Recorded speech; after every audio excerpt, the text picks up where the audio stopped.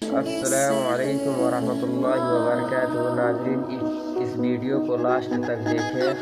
اس بھائی نے چکن کا پیس بلی کو دیا، یہ بچی دیکھ رہی ہے، لاسٹ تک دیکھتے ہیں۔ پلاسٹک اٹھائی،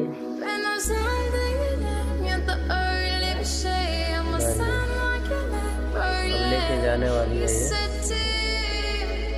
یہ بلی دیکھ رہی ہے، تھوڑا سا بلی کو دے دیا۔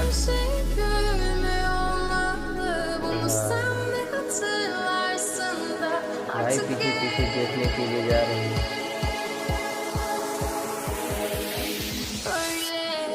اس لڑکی نے اپنے لیے نہیں، اپنے دوستوں کے لیے دیتے ہوئے۔